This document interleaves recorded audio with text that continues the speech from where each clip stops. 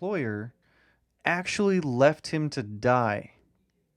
So this guy, he says he's from Chicago, and that his employer and him were going out, and they were going to a party, and he had his cell phone and was taking calls and making sure that everything was okay, while his employer went and was dancing with all these amazing, beautiful women. Okay. Well, something happened at this party. Hey, you. Make sure you subscribe. His boss ended up hitting on a girl who had a really big boyfriend. And the big boyfriend grabbed a gun and pulled it on him and told him to leave. And the boss said that the butler could beat him up. And if he was a real man, they'd go outside and fight. And so instead of fighting the guy himself, he's having his butler go out and fight for him. And so and the girlfriend at this point is yelling and talking about how, there's no way they shouldn't be fighting. This is stupid. Needless to say, they go out back and they fight. And he ends up taking a really hard kick to the ribs and broke a rib and was just on the ground, just absolutely destroyed. This big guy with the girlfriend beat him up, beat up the butler, while the rich guy is just watching. Rich guy gets scared, runs away. Smash the like button.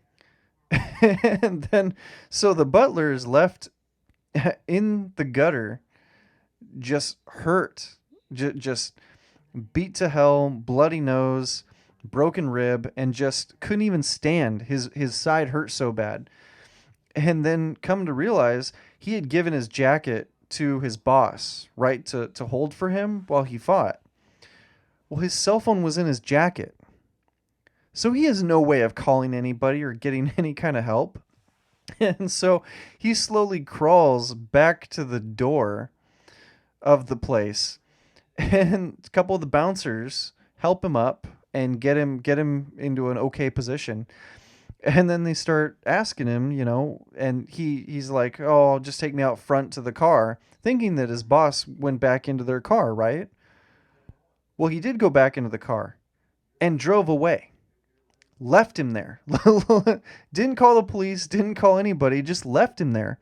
Left him there for dead. And so there he is, just at the bar, just has no idea at this party nightclub thing. He didn't describe it as a bar.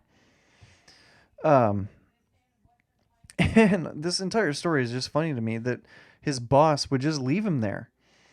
And so he ended up having to call a friend, got a ride home, and then finally, his boss, he had his friend's phone, so he used that to call his boss, and his boss was like, "Oh, good, I'm so glad you're okay."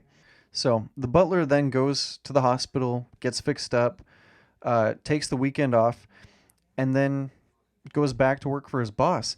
And his boss never brings it up, never apologizes, never says sorry, doesn't do anything.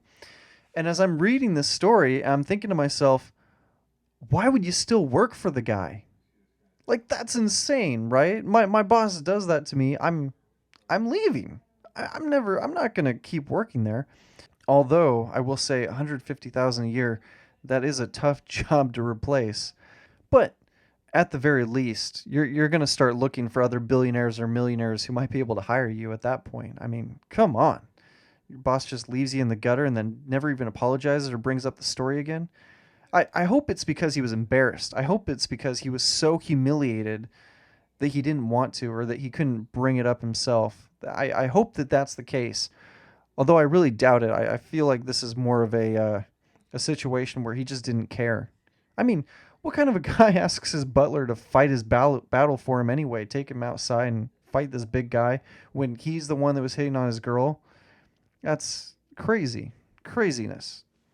And yeah, I don't know. Would you guys stay and keep working for the guy, or find a new job, or would you even continue to be a butler for 150,000 a year? Would you stay being a butler after an experience like that? Like, comment, subscribe.